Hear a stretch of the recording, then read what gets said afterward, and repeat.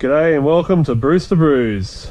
It's Sunday Arvo, an end of a pretty busy weekend of multiple brews. I've got things everywhere.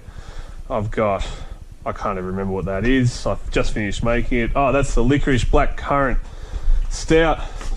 I've got my slot machine almost starting to ferment. Oh, it's probably started to ferment, whatever. I've got my Dog C, my 15% Russian Imperial Stout. It's been a busy weekend. I'm tired. Been on my feet doing beer all weekend, but it's been fun.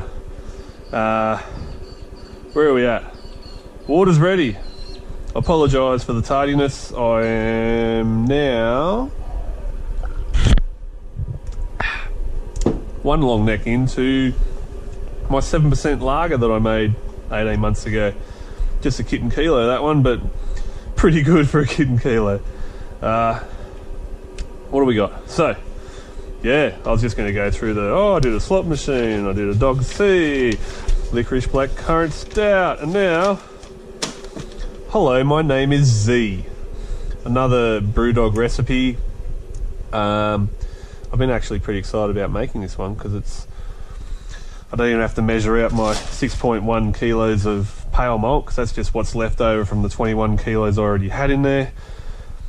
I've got 1 kilo of Caramalt. Doesn't even need to be measured out because it's 1 kilo. So good. Once again, I've adjusted the 20 litre recipe to a 25. And yeah, nice and easy. I haven't set the temperature gauge any higher than the required, the required 65.5 because it's late in the afternoon. It's actually quite warm for a change in sunny old Berra. And the oats, not the oats. The oats was this morning and yesterday. The grains should be nice and warm. This bag doesn't come out. So we're going to do this the hard way. Oh shoot. That's alright.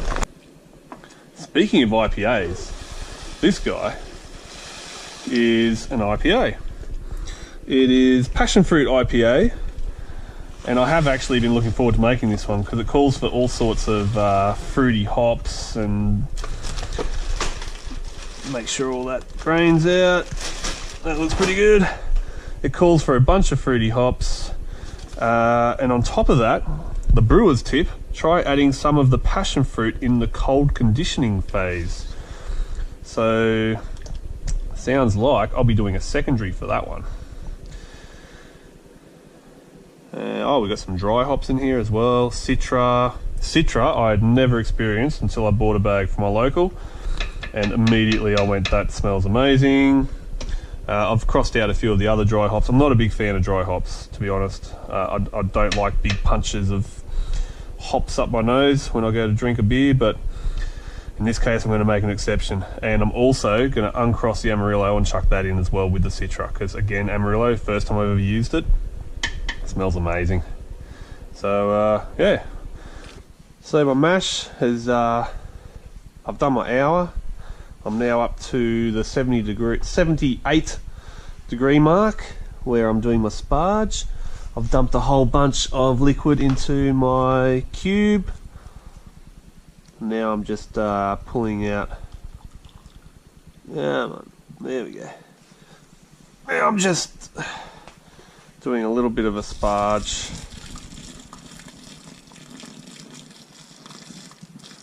Which is basically just cycling the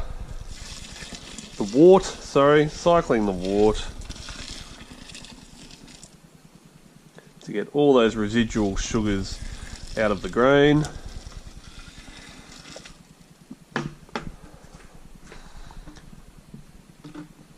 And I will continue to do this a few times. I think that was my second go. This will be my third.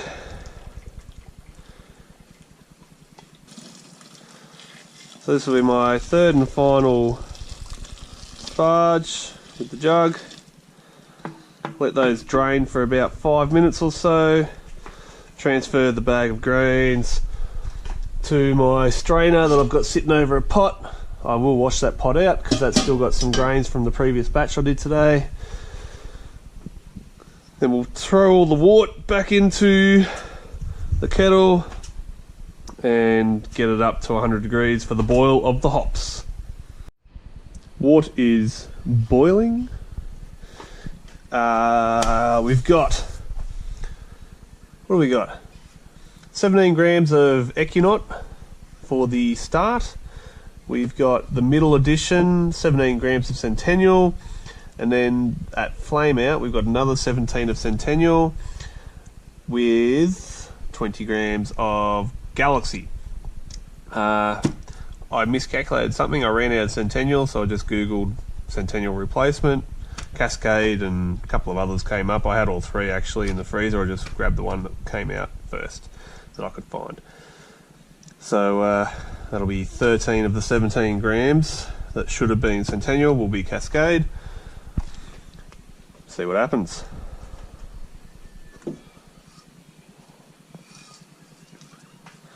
So the hour starts now for the first of the hops. Tuck him away nice and safe.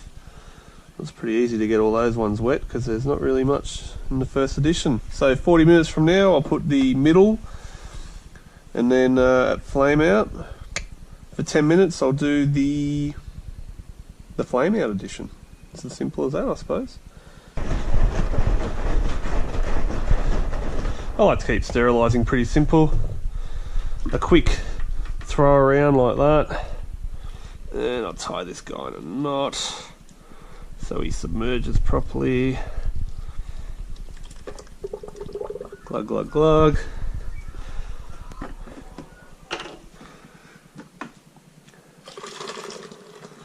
Let him drain for a few minutes, or until it's time for the flame out edition to be done.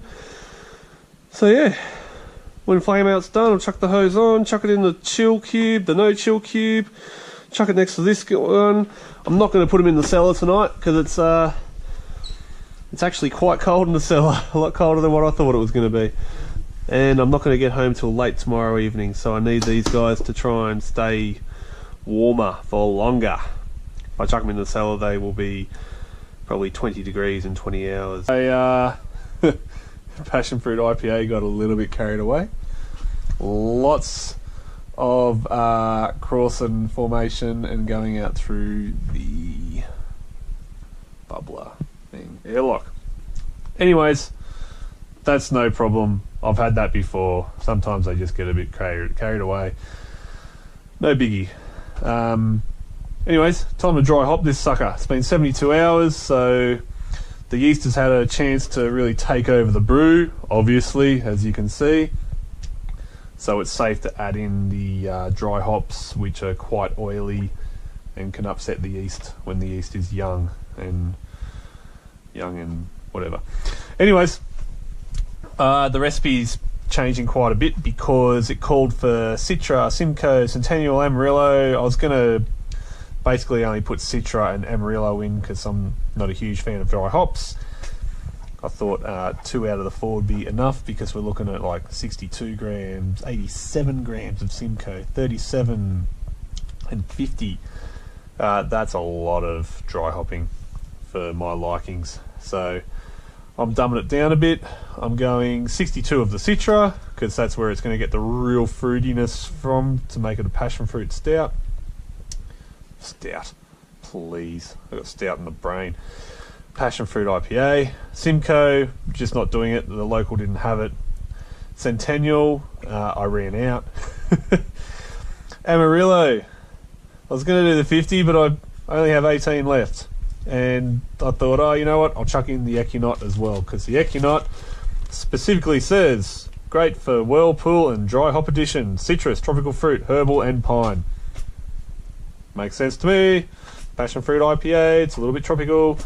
So, without further ado, I have boiled my hop bally thingies. I've just sanitised my fingertips. and get this show on the road. And just after I sanitise my fingertips, I go and wipe them off my pants. God knows how dirty my pants are from being at work. So the Ekunat was just a measly 12 grams. Need to work out a way of pouring this in. There is so much powder in this one. I reckon a lot of it's going to end up staying in the beer post ferment, whatever. She be right. And then we got the 18 grams of the Amarillo. There we go. So the other day I only bought one of these dry hop balls. How silly I was, not realising how many hops I was going to be using, especially considering I was doing 2 beers that required dry hops. Rookie mistake. So I went and bought some more.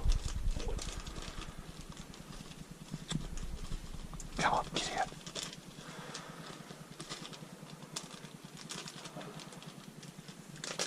Oh.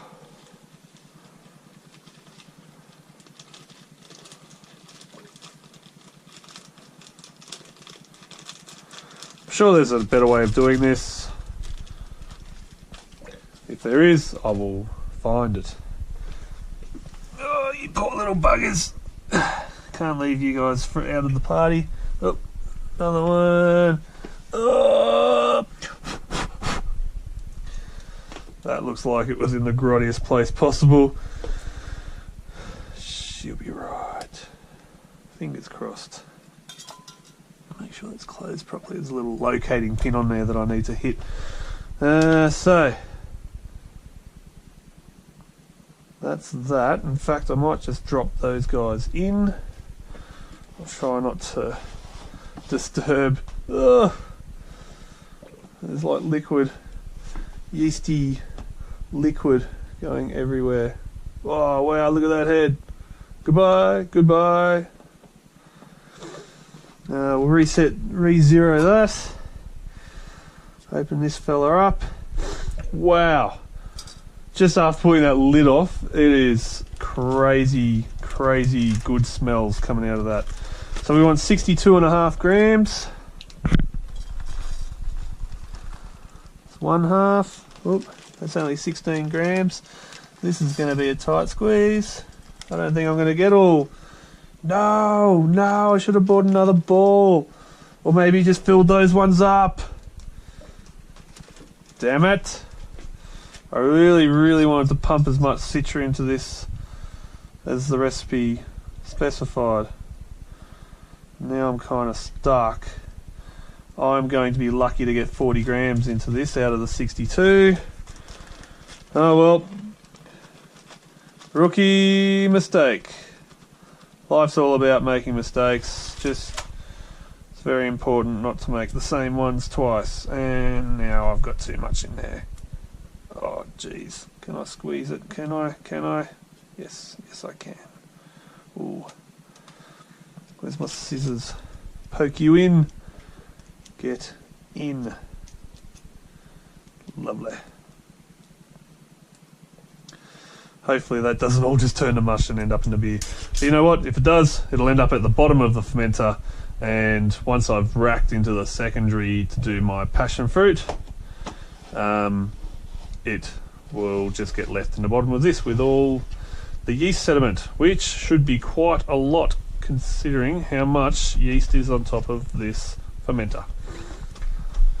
So, dry hopping, passion fruit IPA, dry hopping done.